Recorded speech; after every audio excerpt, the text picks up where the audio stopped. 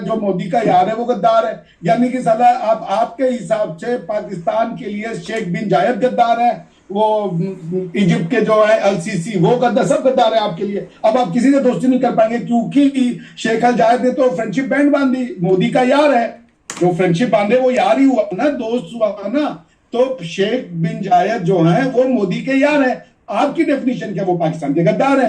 तो अब आप तो उनसे रिश्ता तोड़े सबसे पहले जाकर के, भाई ये तो पाकिस्तान का गद्दार हो गया, ये आदमी हम इससे दोस्ती कर ले कैसे, ये तो मोदी के साथ दोस्ती कर रहा है। कि चाइना को इस खित्ते में एंगेज रखने के लिए, इस मतलब इस एरिया में एंगेज रखने के लिए इंडिया को यूज किया जा रहा है। इंडिया कोई बच्चा तो नहीं है।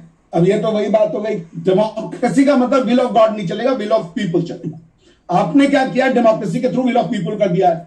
आपने रूट डेमोक्रेसी का लिया है, लेकिन सबको मुसलमान बना दिया। और कैसा मुसलमान बनाया, अरबी वाला मुसलमान नहीं बनाया, क्योंकि अरबी का मुसलमान तो भैया सऊदी अरेबिया में यूएई में जाके देखिए, वो तो हिंदू टेंपल खोल रहा है। आपने सबको सिखा दिया है कि भाई मुसलमान होने का सिर्फ एक मतलब है, हिंदुओं की सारी आइडेंटिटी बर्बाद कर दो, यानी अपनी आइडेंटिटी बर्बाद कर दो। इंडिया शुरू से वर्ल्ड पॉलिटिक्स में था, हमें अपने इस एरिया वाले रीजनल पॉलिटिक्स में घींच रखा था, क्योंकि आपका वर्ल्ड व्यू कश्मीर से शुरू होता है, कश्मीर पर खत्म होता है, आपको उसके आगे कुछ पता नहीं है। थोड़ा सा और अगर आप बढ़ेंगे तो आलम इस्लाम 56 ममालिक बात, ये इससे ज्यादा आपको कुछ नहीं पता है। 56 ममालिक के लिए आपने 198 ममालिक को तलाक दे रखा है। आप बहुत अच्छा काम कर रहे हैं कि जो इंडिया है अपना डिफेंस सिस्टम, अपने वेपन्स वो ज्यादातर खरीदता है यूएस से, रशिया से, फ्रांस से। लेकिन अब खबर ये आ रही है कि रशियन प्रेसिडेंट ने ये स्टेटमेंट दिया कि उन्हें ब्रह्मोस चाहिए, मेड इन इंडिया ब्रह्मोस चाहिए, जो कि वो यूक्रेन के अगेंस्ट यूज करना चाहते हैं।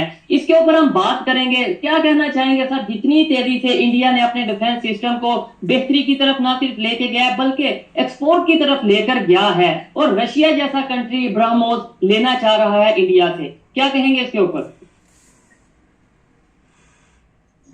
देखिए, ये एक पॉजिटिव साइन है। हमारा एक टैक्टिकल शिफ्ट हुआ था, टेक्टोनिक शिफ्ट हुआ था, जब हमने अपनी डिफेंस पॉलिसी को from import based to export based या एक्सपोर्ट ओरिएंटेड बनाने की कोशिश की थी।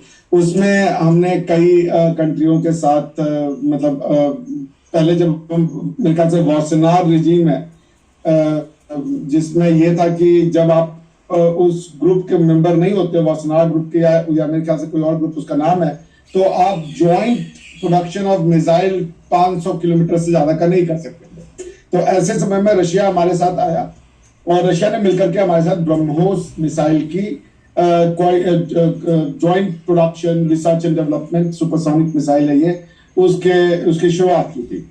ब्रह्मोस जो वर्ड है वो it's a portmanteau of two words, मतलब दो शब्दों को मिलकर बना हुआ वर्ड है ये। ब्रह्मपुत्र नदी हमारे आसाम में बहती है, उसका ब्र है, और मॉस्कोवा नदी जो कि रशिया में बहती है, मॉस्को में, जिसके आधार पर सिटी का नाम मॉस्को है, उसका मॉस है।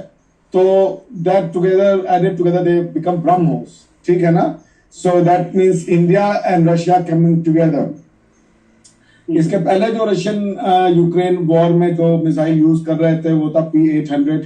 अब वो उसकी जगह चाहते हैं कि ये ब्रह्मोस मिसाइल पुतिन चाहते हैं कि हम वो यूज करें। उसकी प्रिसीजन ज्यादा है, चूंकि ये जॉइंटली डेवलप्ड प्रोडक्शन है बिटवीन इंडिया एंड रशिया, तो वो चाहते हैं कि वो उनको मिल जाए और हम भी उसको सेल करना चाहते हैं। थोड़ा सा यूरोपियन सैंक्शंस और यूरोपियन पॉलिसी को देखना पड़ेगा हम दोनों लोगों को, क्या हो रहा है उसमें, क्या उसके कॉन्सिक्वेंसेज हो सकते हैं, बिकॉज अल्टीमेटली ये मिसाइल तो यूरोप पे यूज होंगे। तो जैसे जब हम कोई भी हथियार पाकिस्तान को भेजता है तो हम ये कंडीशन उसमें ये देखना चाहते हैं कि क्या वो हमारे ऊपर यूज हो रहे हैं। अगर आप वो वेपन पाकिस्तान को भेजते हैं जो हमारे ऊपर यूज होने वाले हैं, तो हम उस कंट्री पे ये दबाव डालते हैं कि आप पाकिस्तान की सप्लाई ट्रिप ना करें, क्योंकि अल्टीमेटली ये आना हमारे ऊपर है, बिकॉज पाकिस्तान की मिसाइल का कोई और पर्पज तो है नहीं। कल ही आप देख लें, आपने खाली एक स्टेटमेंट दी थी कि हम सर्जिकल स्ट्राइक करेंगे अफगानिस्तान में, और ऐसा बयान आया है तालिबान के कि आप पाकिस्तान के जो लोग जिम्मेदार हैं उनको सोचना पड़ेगा कि इतना तीखा बयान कि आपने अगर सोच भी लिया तो आपकी वो हालत करेंगे कि आप समझ नहीं सकते। तो वो आपको सोचना पड़ेगा कि कैसे तालिबान को टैकल करें। तो खैर हम भी वही चाहते हैं कि हमारा कोई ऐसा कॉन्सिक्वेंस ना हो जाए कि यूरोप को बुरा लगे, क्योंकि अल्टीमेटली फायर तो ये यूक्रेन पे होनी है और यूक्रेन एक यूरोपियन टेरिटरी है।